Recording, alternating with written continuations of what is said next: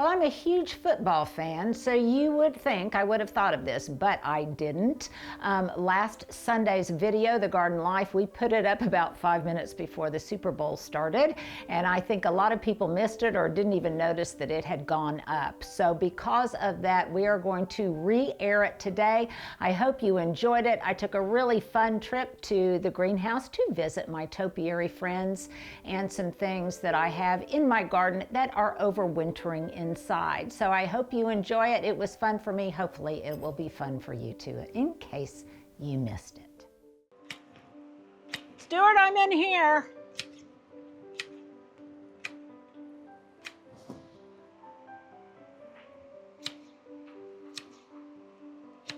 Come on in.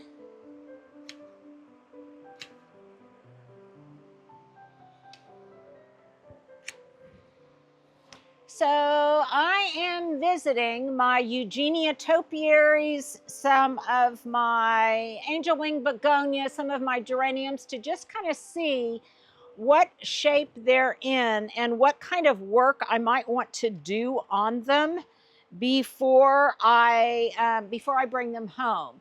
Now, they are so healthy. Oh my gosh. I mean, look at these. These are absolutely gorgeous. You may recall that these are the ones that I inset down into a ground level hole, and they kind of circumscribe the patio. They give me lots of privacy. I've had these 4 years, and look at how big they've gotten. So really what I wanted to check out was just how much have they grown? How much will I need to prune them? Are they looking good on all sides? Have they lost a lot of leaves? Are they barren of their leaves? And actually, they are looking pretty good. So Stuart, if you want to come this way, you can see. And this obviously houses not just my stuff, but other people's things as well. And look at how happy these are. I mean, these guys are really happy. Look at that one over there. These both happen to be doubles, and they are in very good shape. Now, the size of the ball heads is still actually pretty good, and I'm going to be doing some light trimming on them, mostly just for scale. So since I don't see any sign of disease or pests, that's a good thing. And I know that all I'm really going to have to do is just prune these for scale, because in here, of course, they look kind of overly large, but when I get them at the cottage in their designated spot in situ, I don't think they're going to look that large. So this is just a little shaping up. You guys, I know, are going to ask me, these are wonderful. These aren't my Barnells, but these are equally as good. These are Okasuni long-bladed pruners. These are, let's see, well, it doesn't have exactly the length on them, but I really like them. Of course, I'll put a link below. And I'm just going to do a little pruning, but mostly I'm just here to kind of see how things are doing. So this is and honestly, if I didn't go back and look at my pictures from last year, I don't know that I would remember exactly how many of these I had. But these started out being Eugenia Topiaries, which is my love, that I got, gosh, probably at like Walmart or Home Depot or something, for under $20. I know, under $20, and they have just grown up over time, and I just kept planting them in larger pots. Now, it's important to say that these are the ones that I put in the ground. You may recall that I dug big holes, so I sink them into the ground so it looks as if they are growing out of the landscape, and they're not. But these are plastic pots, so they're really easy to move in and around. Even I can do that. This one side looks a little bit more bare than the other side, so I'll do, and yes, I will clean up my clippings. I'm not doing a whole lot here. But yeah, these are looking good. So here is specimen number 1. Here is specimen number 2. And it will have some dead spots on it. So I'll be probably doing a little more clipping on this, but nevertheless, it's still happy. And to know, again, this doesn't, very happy. It's not showing, really yeah, it's not showing any signs of disease or anything. So that's all to the good. Look at this. Oh my goodness. My olive tree. Look at all of those buds on it. So that's pretty incredible. That is very incredible. These go in the back. Here is another darling of mine. This started out not that large, but boy, it has grown considerably in the greenhouse. And this one is triple tier, and I will definitely have to do some pruning on it.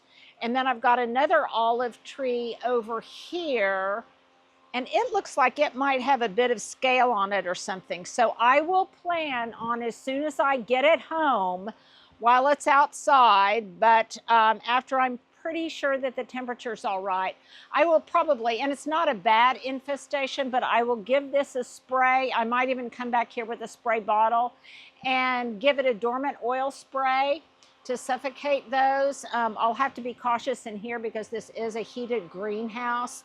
And then I've got another one over here that's in more of a conical shape. And oh my goodness, I forgot about this one. I've got another small one back here. This one was in a pot. And it's showing signs of some kind of pest, which just sometimes happens when you put things in the greenhouse. But all of that will be addressed. My elephant bush back here is very happy. Okay, come over this way, Stuart. You can see my elephant bush back there. And then there are just some things that we just stuck in pots because it was doing so well. So I'm happy to see that we did save, because I couldn't remember what we saved and what we didn't, some of the diamond frost euphorbia. And I don't even remember what this was, but whatever it was, we saved it. So it'll be fun to clip all of this stuff back and really give it a good feed and see how it starts to grow out and how happy it is. So that's kind of fun. And then I always like to see what other people have in the greenhouse. Lots and lots of foxtail fern. And I definitely think that's what this stuff is. And you guys know I love this. When we need Jurassic Park to be seen. Yes, and I definitely, yeah, that's true. But I definitely am going, I think some of this is John Turman stuff. I recognize some of his stuff in here. So I'm definitely going to want to put some foxtail fern on my wish list. Most of these succulents, these are not mine. And the guys do know which is mine and which is not. Oh, Stuart, over here, I can see I've got lots of the giant guys in the corner are, I don't know what those are. These, I don't know if those. Oh, those. Oh my goodness. Yeah, those are some kind of, they look like huge phormiums. Here's a question of the day, if you guys know what those are. Obviously those belong in somebody's very tropical garden. And back here, Stuart, if you'll follow me back here, I'm gonna have to repot and do a lot of trimming back and reconstructive work on my geraniums, but boy, am I anxious to get my geraniums back. And I've got also some fern back here. These Eugenias, that one looks maybe it's not a little dry. Probably needs to be repotted. Here are some more. Oh, this is a scented geranium. Oh my goodness, a scented geranium. That's wonderful. Look how much it has grown. So a lot of these, I'm just going to have to do some trimming on them, but it always makes me happy. Here's a little olive tree. Double ball. Yes. Oh, yes, there's a little double ball Eugenia. And it always makes me happy and gives me a jolt of dopamine to come and see my friends and remember that before too long they're going to be able to come out of the greenhouse. So very much my signature style, topiaries, love it. Wanted to show you these. so that you'll know what I'm up against once they go into place. They won't be perfect once they're in place, but they'll be, at least this year, I think, pretty close to perfect after I do some trimming on them and a little bit of pest spraying. So let's walk around, I think. Let's walk around and see if there's any treasures here. This is not a retail outlet, you guys, but I do want to show you some of the treasures because it might give you some ideas. It's an idea outlet. It's an idea outlet, and I can give you some ideas for, kind of garden ornament, garden staging, and that kind of thing in your own gardens. So let's take a look.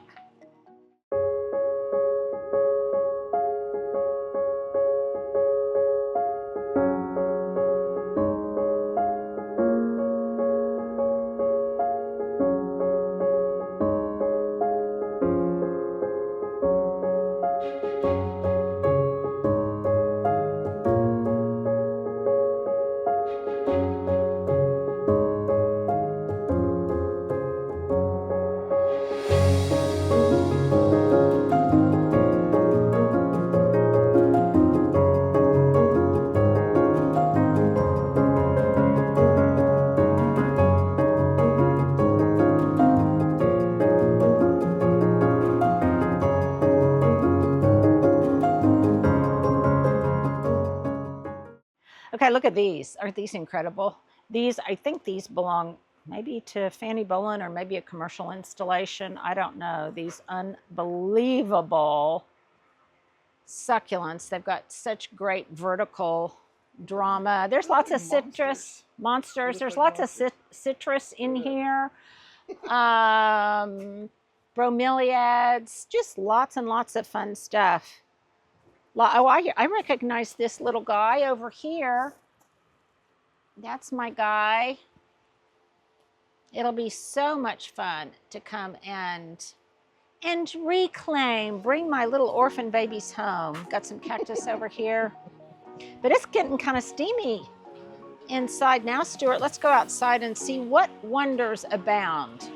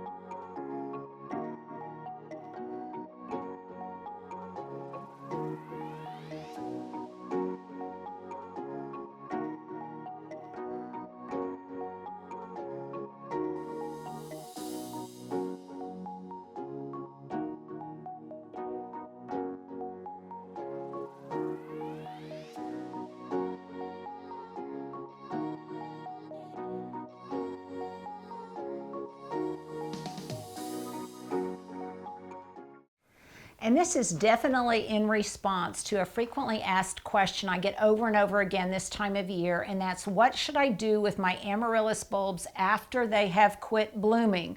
Well, these obviously are at their peak right now. These were color blends varieties. Some of them bloomed at Christmas time, but believe me, if they bloom at Valentine's Day, that's fine with me too, and these are still going strong. But how do I care for them once the blooms have passed? Well, number one, I'm going to cut off the stalk, the spent flower stalk. I'm going to cut it back just about to where the bulb starts. Then I'm going to, for a while, I'm going to let this foliage continue to grow because it provides the food for the next period of bloom. Now, depending on where you live, depending on what variety you have, the timeline will be completely different. It doesn't really matter if your leaves are coming out and you are encouraging them to grow and it's February, or you did this past December. It doesn't really matter. This is basically just the chronology of what your bulb will do. So let it continue to put out new growth, encourage the leaves to grow. I sometimes find this is the most awkward stage. I'm not sure where to put them because I don't have a greenhouse and I don't have a lot of room, but maybe you do. So just stick them in a window, continue to water them, encourage the growth growth. After you have done that, for a couple of months, maybe even 6 weeks, what I do then is I take them out. I slowly withdraw the watering. I take them out and I put them in a paper sack for them to dry. Then after they have dried for a while in a cool, dried place, in the spring, I then pop them up and put them outside in massive containers. And what I do is I just make sure that all of the same type of bulbs, variety of bulbs, are in the same container. I let them continue to grow on. They can continue to put out just foliar growth, which, if they do, is beautiful as just a specimen plant in your garden. But most likely what they're going to do is put out beautiful flower stalks, not at the traditional time like at Christmas or in February or in the winter, but in the summer. They're going to be absolutely gorgeous. The bulbs will get even bigger and you can continue to use them. What you have to let go of is wanting them to bloom on your time frame, not on the bulb's time frame, and let the bulb tell you what to do, how long it's going to grow and put out leafy growth, when it needs to go into retirement and dormancy. But you know, if you're not going to compost them, you want to re-encourage them to bloom, then why not try this? Get them to bloom in summer instead of in the winter.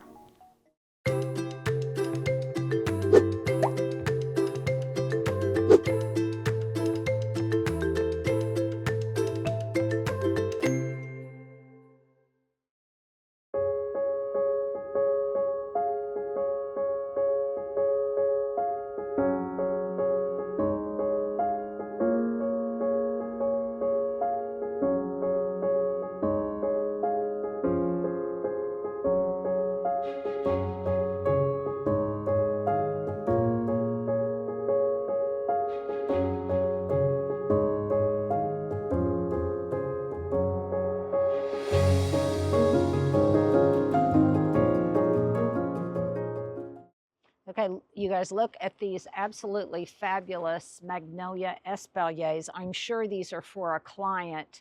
These are probably baby gem magnolias, but aren't they absolutely fabulous? Espalier, by the way, most of you guys know, but if you're a new gardener, espalier is just growing any kind of specimen into a flat profile, typically on a wall. In this case, it's on a grid, which will go up against a wall. And it's just a very, very English, very, very cool effect. Now, I'm peeking behind here because there's all sorts of pots and little fun things. In fact, I'm going to get out of the way, Stuart. Look at the little wrought iron baby furniture back there. Yeah, it's just kind of fun. Gives you ideas.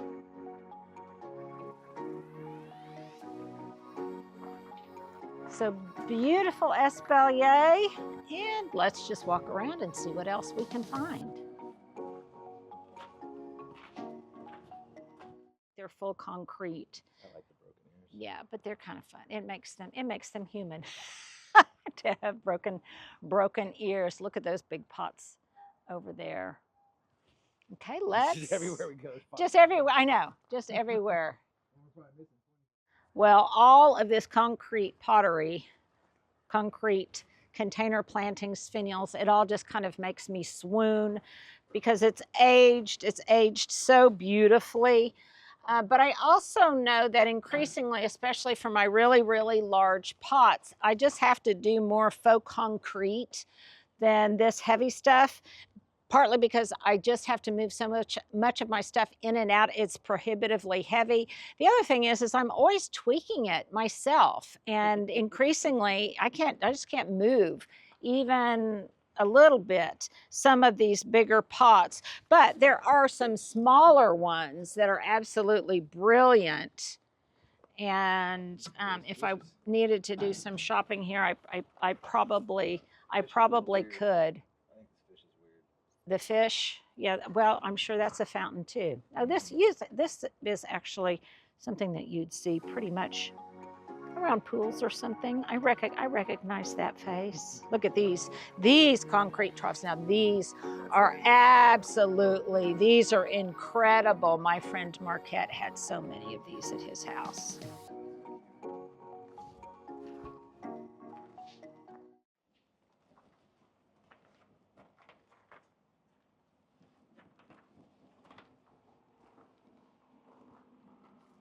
Okay, so many of you have asked me what the large multi-trunk small tree hashtag or slash large shrubs are that are on the east side of the cottage, and they are Yaupon hollies, and I did get them here, and these are beautiful ones. Look at how dense they are.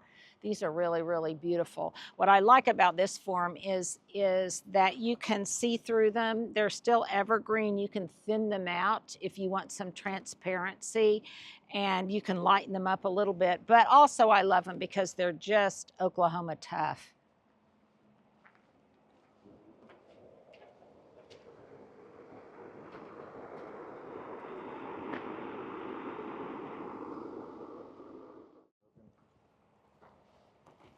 Yeah, aren't these incredible? I think that must have been a fountain too. These are magnificent. In the right, in the right setting, something of this magnitude would look kind of ridiculous at the cottage, but boy, are they brilliant and really gorgeous. Absolutely. Yeah, I think they're doing all sorts of restoration work. They're building a new portico in the front. They're doing all sorts of things. So it's probably a little bit messier than it normally would be because they're doing a lot of work here.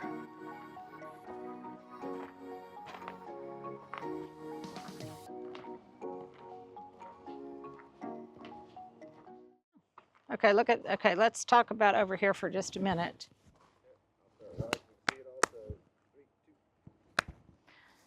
I sometimes think we forget how large boxwood can get in Oklahoma, but this is how large it can get if it's in the right spot, and it can become kind of a small tree, and we've got some kind of laurel behind it, but that's a beautiful composition, really, really gorgeous, and it's very healthy.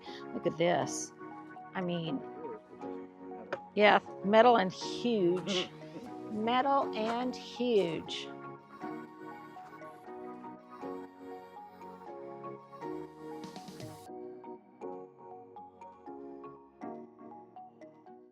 Okay, one of my favorite fireplaces of the fireplaces I have known, and one of my favorite places to shoot. Stuart, do you remember we did an Encore Azalea shoot here? It was absolutely beautiful. I think they had the fire going for us. Really, really fun. This whole area is just magnificent. And here's another example. I want to show you this boxwood. I think this is a Green Mountain. But I mean, it looks great like this. This is the kind of form that birds absolutely love. But boy, I would be itching to take my clippers to this because you could transform this into some kind of magnificent shape. Yeah, it's really, really big. It's happy, perfect environment. But I mean, look at the size of those Japanese spreading yews, just huge. And part of the reason that they're huge is because they are back here in a protected area where they just aren't so exposed to bad ice storms, to bad heat, to bad other things like that. They're just protected and kind of happy. Protected and kind of happy, how we should all be. And here's another example of a magnificent Yaupon holly that has been beautifully, beautifully pruned. Love, love the trunk. Well, I appreciate you guys coming on this little visiting my baby darlings out here in the greenhouse and at my friend John's. It's been fun.